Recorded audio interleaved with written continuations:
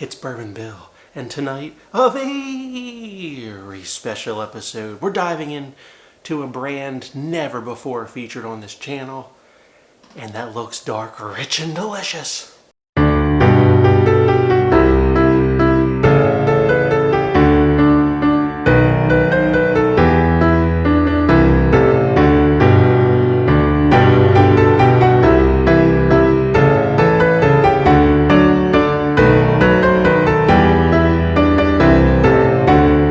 It's Old Bones Bourbon, baby. Look at that. Sweet, square, modern-looking bottle. Shout out to The Average Drinkers, Dara and Bill. I don't watch their channel too often, admittedly. Not because I don't like them or anything like that, just don't. But they put this up, little Old Bones Bourbon, and it was called The Secret Stash. And they were doing a good bit of marketing for it. They said, oh, it tastes like Stag Jr., you know, and I thought, all right, this is going to be it. I'm going to gamble and finally pick up an Old Bones Bourbon. People have been telling me it's good stuff. This one had the chops. 122.8 proof, compute 61.4% alcohol by volume.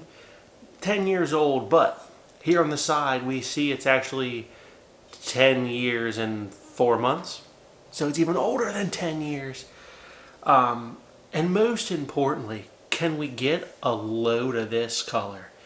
It is pitch black. If you actually hold it up to the light, it's probably hard to see, it actually has a red tinge to it, like it's a goddamn bottle of Jack Daniel's Coy Hill.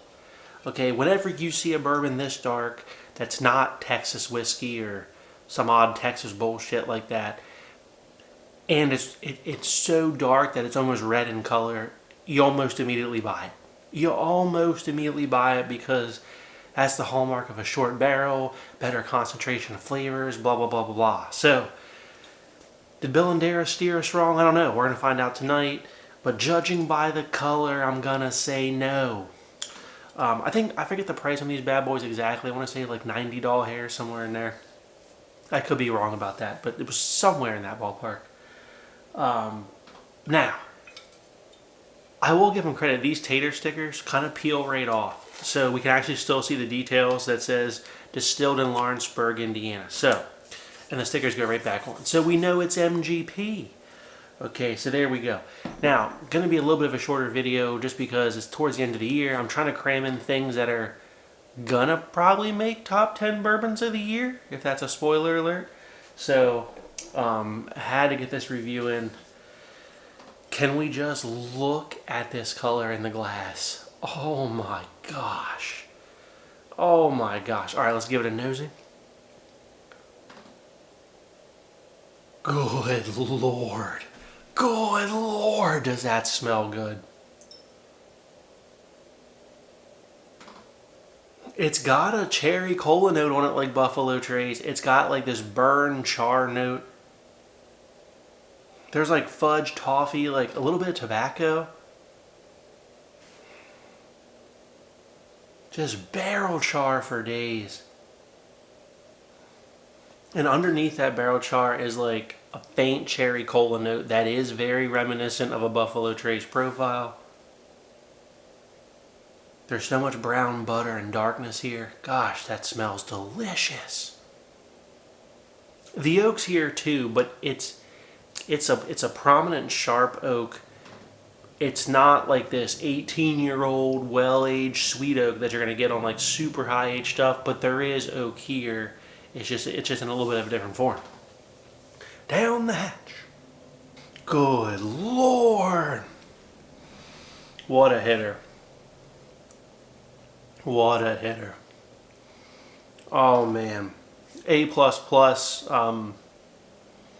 absolute buy. I think they're sold out now, so I'm not making this to say I got one and you didn't, or go buy one, because I think they're sold out now. So if you got one, you probably know what I'm talking about. I just had to make this because I'll tell you right now, with the flavors here, it's gonna play in the top 10 bourbons of the year. Where it'll place, we don't know, but it's definitely gonna make it. Everything we said on the nose comes from the palate. It's very like brown butter, barrel char, like heavy barrel char. The oak's in there, and there is this nice little bit of like cherry type cola notes going on. And if I had this blind, not knowing what it is, I would 100% guess a Stag Jr. I would. I'm gonna guess a Stag Jr. So why not put it up against one? This is unfortunately the latest Stag that I have. Stag, I believe it's 18. It was the first one where it lost the Junior. Oh, so sad.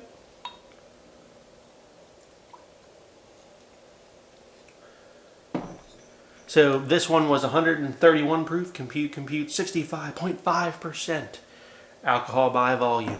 Okay, now, so it's hotter. I can tell you it's aged almost certainly less. I mean, we don't know, it's not age dated, but there is a vast color difference. And this Old Bones is so much darker than that Stag Jr. So much, it's embarrassing for the Stag. All right, on the nose for the Stag Jr, batch 18. Yeah, it's got a lot of that cherry cola peach rings type note, like a heavy caramel in there as well. I'm getting some barrel char. Yeah, but see this. Oh, okay. So they do smell of the same type of stuff, even though we know because it's on the bottle that the Old Bones is actually MGP. But the Old Bones is so much deeper, darker, richer. The flavor level is higher. Oh, well, the scent level is a lot higher, for sure. And this one is more mature. It's got the oak. It's got a little bit more refined barrel char. It smells better. That's all I can say about it. Stag Jr. batch 18 down the hatch. Yeah, it's pretty good. I mean, Stag Jr. is good stuff, you know? It is. It's fruitier overall. There's less oak. Less of that barrel char character comes from the palate. The Stag Jr. is pretty good. You know, I don't hate it. For $60 hairs a bottle MSRP, it's good stuff. It's probably worth a little bit more than that, but I've never been a proponent of go crazy paying for Stag Jr. And we're going to go back to the Old Bones here. Wow. Wow. Absolutely crushes that bottle of Stag Jr. Crushes it. It's not even close. And the profile is very similar. I would never in a blind say this is MGP. Whatever they did, the magic of this barrel, the flavor profile drifted towards a Stag Jr. type profile. I think that a lot of people would mistake this for like one of the best Stag Juniors they've ever had, because it's actually a lot better than the batch 18 that I have here tonight. So good job, Darren and Bill, and all who helped pick that. Old Bones isn't something, again, I've had before. I've had maybe a sample here or there. They've always been good, but I mean, again, your mileage is going to vary, right? Old Bones is an NDP. Okay, they're sourcing from MGP. They have various ryes too that they're getting from MGP, but be careful. There is like a 15-year very Old Bones rye bottle floating out there that, because they're 10 years are MGP, people are like, oh my god, it's 15-year MGP. Nah, it's Canadian. Isn't that a kick to the nuts? So you gotta be careful with these NDPs, and make sure you check the labels where the distillate is actually coming from. So the Old Bones line is mostly MGP, but not entirely. There is other stuff in their lineup. I think they might even source some Dickel rye and things like that. So you really got to be careful. But if you can find a 10-year plus MGP sourced one, and you can look at it and it's that damn dark, you absolutely pick it up. Okay, you absolutely pick it up. And Darren, Bill, if you have more information on this particular barrel, was it aged in the Coy Hill of the rick house, if you will, or special barrel or something? Go ahead and drop a comment. They may not even watch it. They may not even watch this video. Who knows? If you like what you saw, please like, comment, and subscribe. We'll see you next time. Have a good evening, everybody.